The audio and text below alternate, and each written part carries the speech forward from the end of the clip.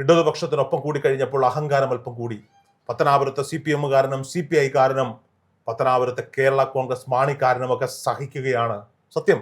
കാരണം അവർ സ്നേഹിക്കുന്നത്, അവരെ കുറ്റം പറയാൻ പറ്റില്ല, അവർ സ്നേഹിക്കുന്നത് ഇടതുപക്ഷത്തെയാണ്, പിണറായി വിജയനെയാണെങ്കിൽ ആ പിണറായി വിജയൻ ഒരു സർക്കാരിന് തുടർച്ച ഉണ്ടാകണമെങ്കിൽ പത്തനാപുരത്ത് സീറ്റ് ആവശ്യമാണ് എന്ന ഒറ്റ കാര്യം കൊണ്ട് മാത്രമാണ് ഇയാൾക്ക് വേണ്ടി അവിടെ പല സഖാക്കന്മാരും, കറതീർന്ന സഖാക്കന്മാരും.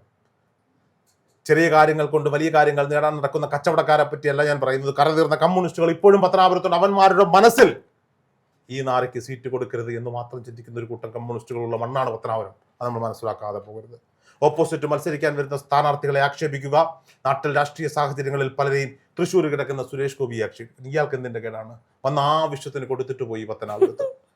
ആ മനുഷ്യൻ കേന്ദ്രമന്ത്രിയാണ്, ഇയാളും സംസ്ഥാന മന്ത്രിയാണ്. കേന്ദ്രമന്ത്രിയെ പേരെടുത്ത് വിളിച്ചു സുരേഷ് എന്ന്, അയാളും തിരിച്ചു വിളിച്ചു ഗണേശൻ എന്ന്. ഓർമ്മിപ്പിച്ചിട്ട് പോയി. പത്തനാപുരത്ത് സുരേഷ് ഗോപി വന്നത് ആദ്യമായിട്ടല്ല. KB ഗണേഷ് കുമാർ ആദ്യമായി മത്സരിക്കുമ്പോൾ നിന്റെ വീട്ടിൽ നിന്ന് വോട്ട് ചോദിക്കാൻ ഞാൻ വന്നിട്ടുണ്ട്. നിന്റെ വാഹന പ്രചരണ ജാഥയിൽ ആ വാഹനത്തിലൊപ്പം ഞാൻ കയറിയിട്ടുണ്ട്. എനിക്കൊപ്പം ഉണ്ടായിരുന്ന ആളുടെ പേര് ഉമ്മൻചാണ്ടി എന്നാണ്. കറതീർന്ന BJP കാരനായി BJP രാഷ്ട്രീയം പേർന്ന ഭാരതത്തിന്റെ കേന്ദ്രമന്ത്രി പറയുന്നു ഉമ്മൻചാണ്ടി എന്ന പേര്. ആ ഉമ്മൻചാണ്ടി എന്ന പേര് പറഞ്ഞാൽ KB ഗണേഷ് കുമാറിന്റെ നെഞ്ചകത്തിൽ ഒരു കുത്തലായിരിക്കുമെന്ന കൃത്യമായ ബോധ്യം സുരേഷ് ഗോപിക്ക് അവിടെ ഉണ്ടായിരുന്നു.